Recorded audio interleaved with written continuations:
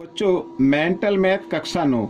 मैं हूं हरी सर और आप सभी बच्चे देख रहे हैं आपका अपना YouTube channel math with Hari sir, special Hindi medium के बच्चों के लिए। आप सभी बच्चों की डिमांड पर ही मैंने चैनल बनाया है, तो मैं उम्मीद करता हूं कि जब आप इसको देखें तो सब्सक्राइब भी ज़रूर करेंगे, लाइक भी ज़रूर करेंगे, शेयर भी ज़रूर करेंगे। और सबसे बड़ी बात कि आप इसमें से सीखकर ज़्यादा से ज़्यादा प्रैक्टिस करेंगे ताकि आपके अच्छे मार्क्स आ सके, अच्छी रैंक आ सके। अगर आपके अच्छी मार्क्स, अच्छी रैंक आती है तो मुझे बहुत ज़्यादा खुशी होगी। आइए करना शुरू करते हैं।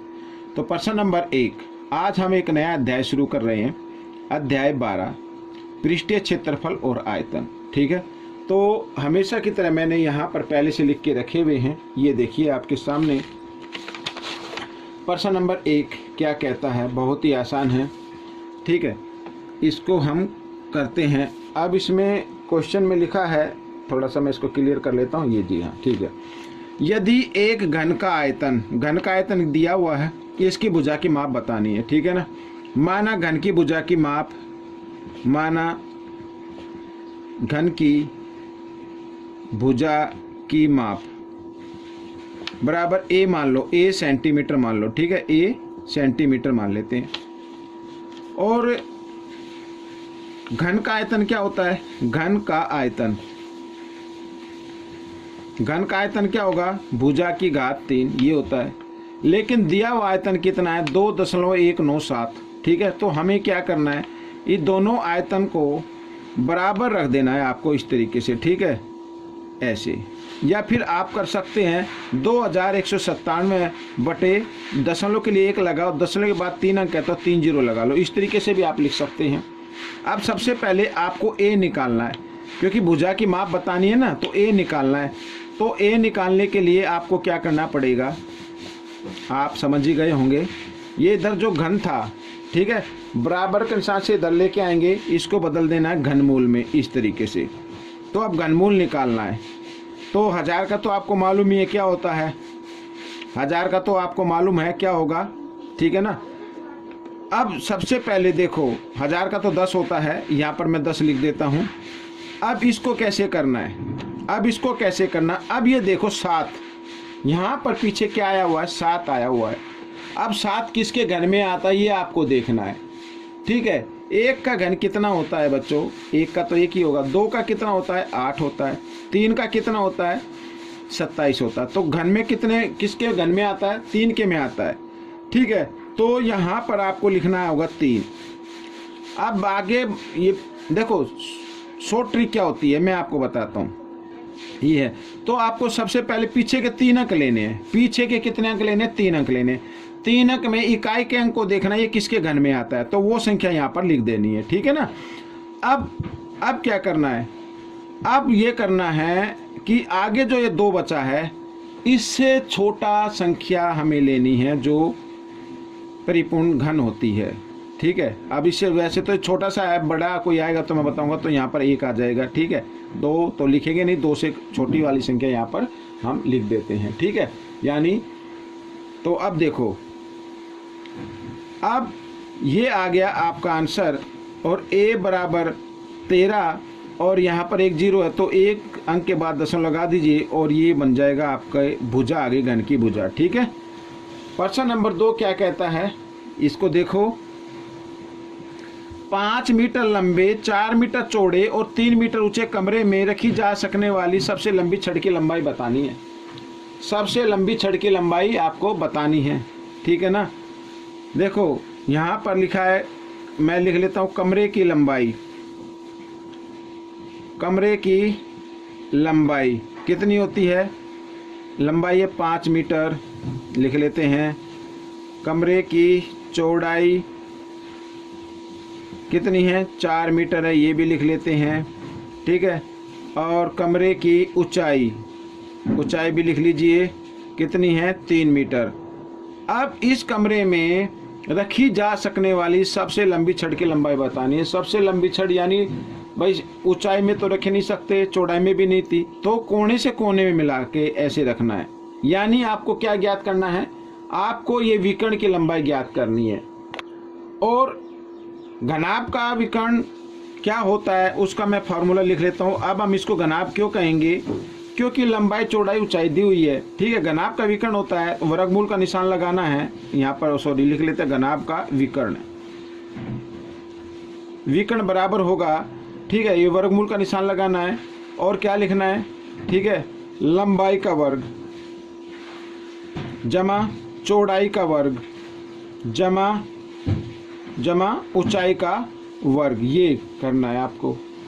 आप कर लीजिए वर्गमूल का निशान। 5 को 2 बार गुना किया 25, 4 को 2 बार किया 16, 3 को 2 बार किया 9। अब इनको जमा कर देते हैं, ठीक है ना। 16 और 9 कितना होता है 25, 25 और 25 50 हो गया। क्या हो गया 50 हो गया। अब आप चाहे तो इसके आप गुणनखंड कर सकते हैं इस तरीके से, 5 से कर लेते हैं। 5 दूनी 5 एकम 5, 0 की 0, ठीक है। फिर 5 से 5 दूनी 10, इस तरीके से। अब बच्चों जिसका जोड़ा बनता है उसमें से एक संख्या बाहर निकाल लीजिए, और 2 का जोड़ा नहीं बना तो 2 को वर्गमूल के अंदर रहने देते हैं, और ये आपकी लंबाई आ जाएगी घनाभ के विकर्ण। यानी सबसे लंबी जो छड़ रखी जा सकती है वो 5 वर्गमूल 2 है, ठीक है। ये आपका प्रश्न आपका हल हो गया है। प्रश्न नंबर 3 क्या कहता है, ये देखो। प्रश्न नंबर 3 कहता है यदि एक घन के विकर्ण की लंबाई 2 वर्गमूल 3 सेंटीमीटर है तो उसका आयतन क्या होगा।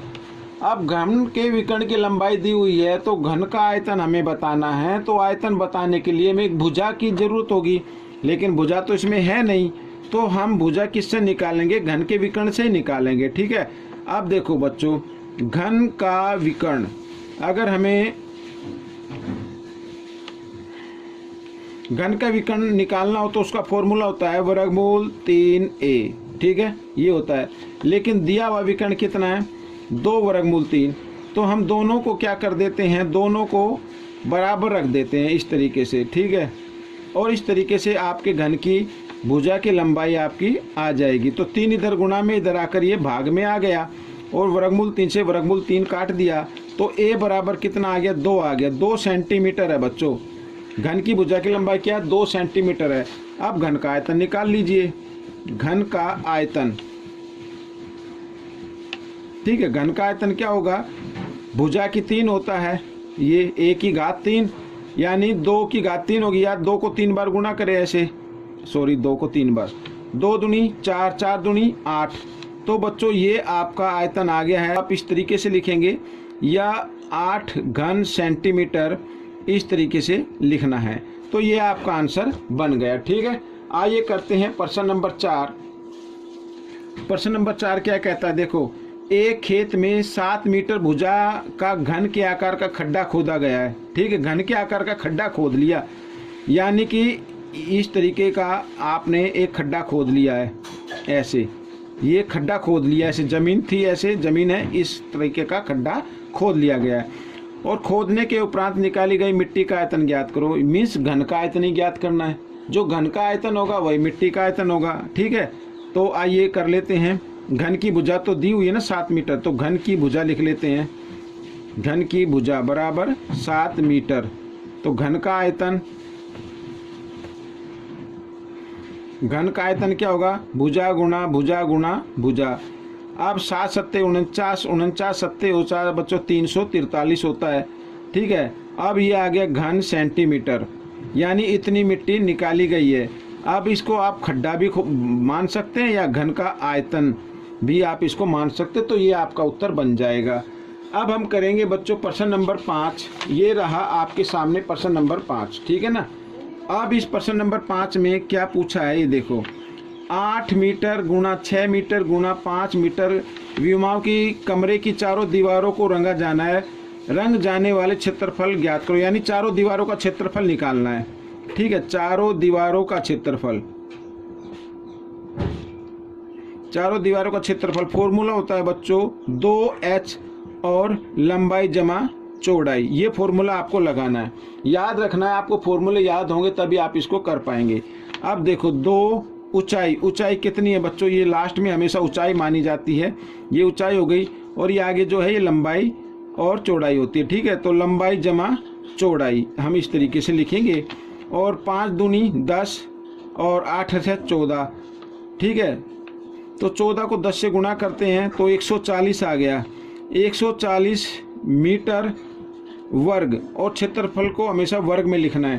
तो इतना वर्ग मीटर हमें ये लिखा ना, रंग जाने वाले क्षेत्रफल ज्ञात कीजिए। तो वो क्षेत्रफल कितना है, 140 वर्ग मीटर। ठीक है, तो बच्चों ये वीडियो कंप्लीट हो गई है। आपको ये वीडियो कैसी लगी मुझे ज़रूर बताना है, लेकिन ज़्यादा से ज़्यादा प्रैक्टिस ज़रूर करनी है। ठीक है, मिलेंगे अगले भाग में, तब तक के लिए धन्यवाद।